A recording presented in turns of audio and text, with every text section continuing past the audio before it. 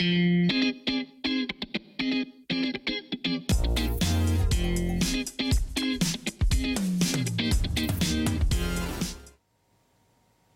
watching Notepad. The question that we shall unravel for this week's episode is, of course, on fast fashion and how it relates with big data. Because how does big data, business and fashion fall together in the industry of fast fashion? The dream of modernizing the fashion scene from fast to ultra-fast, powered by real-time data analysis, is the way of the future, it seems.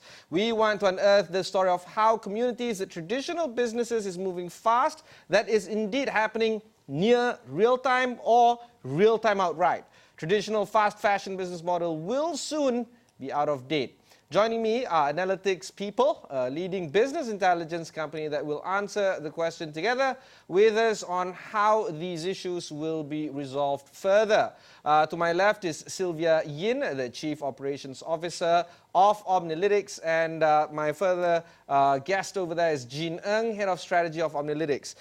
Ladies, thanks for taking the time out to speak with us. I'd like to first unravel the first question of what is Omnilytics, what do you guys do, and what do you guys champion? Sure, thanks for having us here today. So Omnilytics is a market intelligence company for fashion. So what we do for our clients is that they come to us and we help them understand what is happening in the market, what products are selling, what price point works, what pricing architecture assortment is currently, trending out there. So we help our clients uncover market gaps and market opportunities using real-time data. How does this differentiate with other companies out there, Jeen?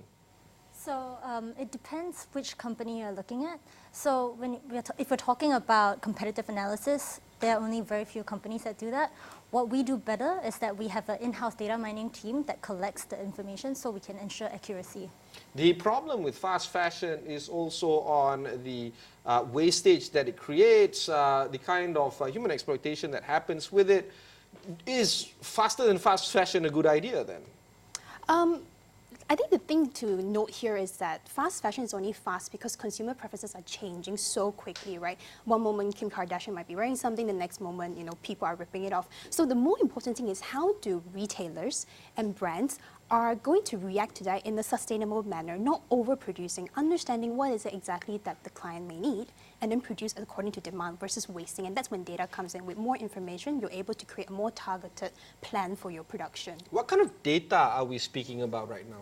So we're talking about product information on e-commerce websites around the world. That's it. That's the only data that we're speaking of. Not consumer behavior, not the trends that they are choosing. I don't know, maybe more jackets this time round and less, dresses, something like that. You don't go with those kind of data. No, we don't. But what we do have is actually evidence-based data. We know when an item is sold out or when it's replenished, what sizes they're replenished in. And this gives us a really good idea of what consumers are looking for and what trends to focus on. So inventory management, right? It's not necessarily, it's not inventory management. So we don't look at internal data, we look at external data. To give you an understanding, today Omnilytics is monitoring about 75,000 e-commerce brands from around the world, and that comes up to about 150 million product monitored on a daily basis. So what this gives us is that we're understanding of a market, who is doing what, who is reacting to the market by stocking what at what price. Let's tie this in with the local fashion scene. How would you describe the local fashion scene currently? The local fashion scene, the Malaysian fashion scene has always been slightly slower. It's a laggard. So if you compare to, let's say, Japan and Korea, we're always about 6 months behind. In terms of trends as well, Malaysians prefer functionality over anything that's too fashionable out there. So that's what we've seen. And where do you think this trend is moving, Jeen? If you could pull some thoughts into some strategies moving forward. If we are a laggard, as Sylvia highlights, how do we move forward from this? So it's more about understanding which market to look at and monitoring them really quickly. So when you know that a trend has launched there, instead of launching 6 months later, quickly start producing it and in the right quantities and launch it 3 months ahead of your competitors. Using the data that you guys leverage on, which is e-commerce sites, how can an e-commerce player make a good business strategy based on consumer preferences and consumer wants and needs? So that's a very good question. It's twofold. We need to understand exactly who the consumer is. This means kind of taking a look at what they like, where they shop, how they prefer to shop. And then aside from that, you have to understand the competitors that are also serving this same group of customers. And what the Omnilytics dashboard can do is it's able to show you which items out of these competitors often go out of stock, when they're replenished, in what sizes. And with this, it all provides a very strong foundation to kind of like evidence to understand how to build a good business strategy, basically. Does this mean that you guys build consumer demographies as well, the kind of personas out of a particular customer profile? Millennials, female, urban, male, suburban, those kind of stuff? We don't build consumer profiles, but we can understand the consumer's profile preference based on the kind of brands they gravitate towards. Say, for example, brands like Boohoo and Niskada are often catering to 16 to 24 years old. So understanding how those brands are doing, how are they planning their assortments, gives us an understanding of what that consumer demographic is thinking and wanting to buy. Let's talk about some of the highlights right now regarding the biggest or the growing market right now, which are the millennial consumers. Millennials like to promote their business via e-commerce platforms, and they kind of form this, what we call a gig economy. How do you think this will change the way we approach fast fashion and using data to actually enable us to manage these kind of consumers? So many of these brands, they promote their brand on e-commerce sites such as Zalora, Lazada. What they don't really take into consideration is the competition. There are so many other brands to compete with, and they haven't considered what kind of marketing strategies or pricing or assortment that really works for them. This is exactly why we've launched the Omnilytics Fashion Academy recently. So what this is actually an online training program that provides over 50 targeted chapters to help anyone who has a fashion brand or really just wants to think of starting a clothing line, how to successfully navigate every step of the journey, from planning, from merchandising assortment, or designing, buying, or even up to launching, marketing, and when we talk about data-driven companies, such as yourself, you can actually be data-driven for many industries, anywhere from consumer businesses to military, for that matter, right? Why is it that Omnilytics is focusing towards fashion outright instead of all the other ways that you can manipulate and use the data for consumer behavior? I think there's two answers to this. One of it is that, for myself and my co-founders, we've previously been from the industry. We've, started our own e-commerce website, and we're previously suppliers and whatnot. So it comes from an industry that we know. And the other side is that it's already proven that data can do so much for fashion. If we look at companies like Boohoo and Zara as well, these are very data-driven fashion businesses that become behemoth giants of today. So fashion is a very, very interesting vertical to apply layered data on top of it. And of course, I want to stay on this, Sylvia. The conversation is on fast fashion and how it can approach real time. And because Malaysia, or at least in this part of the region, we tend to be a little bit of a laggard in terms of fashion speed, I guess. I don't know how to use it. Do you think that there is a lot of room to grow for this sector? Absolutely, because there is a tendency when we talk about fashion to think a lot about trend, the need to forecast trends and whatnot. But the fact that knowing prices in real time actually really helps. So say, for example, your competitor decides to drop price and you find out maybe 5 days later. You've already lost your market share for the 5 days. But what if you know that your competitor has dropped price, you know it in real time? Then you can decide, do you want to drop price to price match or do you not want to? So data gives that control. That real-time data gives the control back to the retailer on how they want to react. So it's not just necessarily about trends. Since we're talking about the future, right? Yeah. Do you think that even strategizing about pricing, timing can be automated? Because the way you explained just now, and correct me if I'm wrong, I am the manager or price controller. I look at the data. I'm like, okay, now's a good time to trigger something, right? And then return back for the regular pricing. But do you think that even this function can be automated with ease for consumer businesses like that of fashion? Yeah, with enough data, that can be automated. And is it being automated right now by brands? Yes, if we look over at the European market, right, the e-commerce, the more advanced e-commerce players in the European market, they are looking at building something like that if it's not already launched. It's crazy, right? I mean, this is. Then where does the human intervention come? Like, what's the purpose of the designing? Well, so what we always say is that while fashion will always have the element of intuition, of art, right? So then we are actually using data to complement that. So say, for example, if I believe that in 6 months' time, I don't know, snake skin will trend, right? Then I can use data and start collecting and look at what other people are doing, what the market doing, and then find out if should be a validated decision that I should take.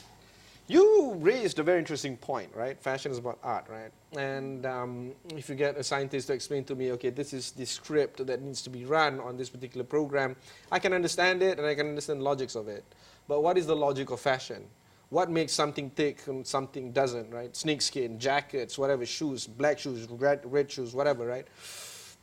How would fashion be designed in the future, and how is that different from how fashion is being, I don't know, preordained today?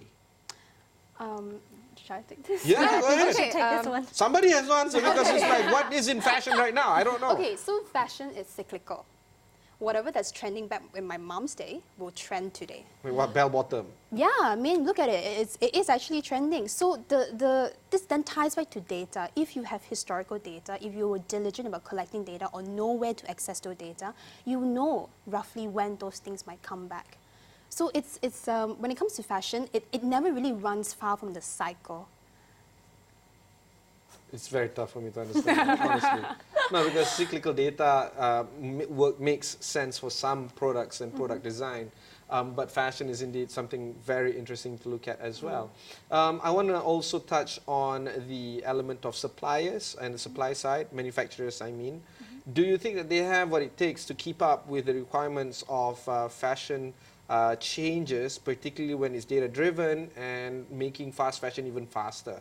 Do you think that, say, for instance, you know, manufacturers from China, Vietnam, Taiwan, you name it, like Thailand, can they keep up with the requirements by the market if we now know, say, for instance, snakeskin is going to be in trend next week? Can they keep up with those kind of requirements?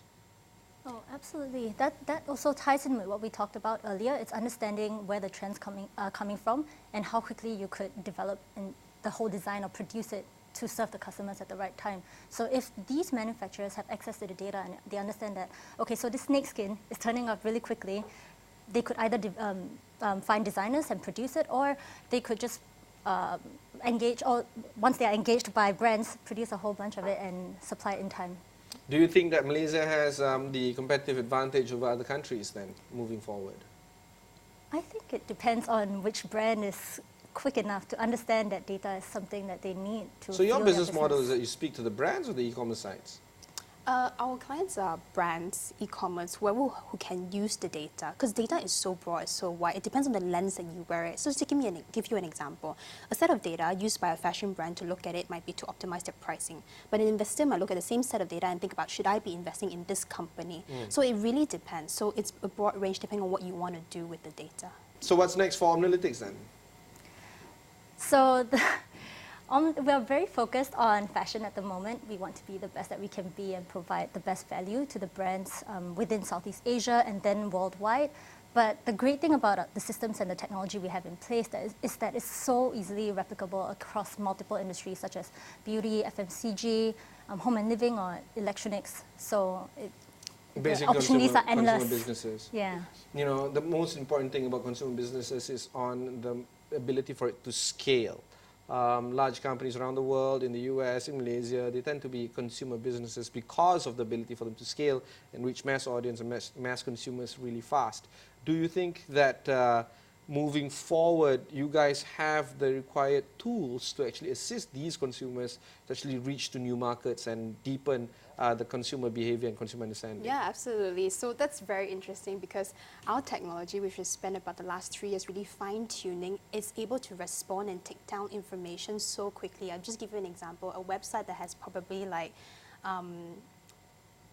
lots of inventory, we can take that down within like 3 days maximum. And I'm talking about like a website of like Zalora with lots and lots of SKUs. We can then get the information very quickly. And a smaller site, maybe like half a day. So because our technology is so powerful, we can get information very quickly, and that's very scalable.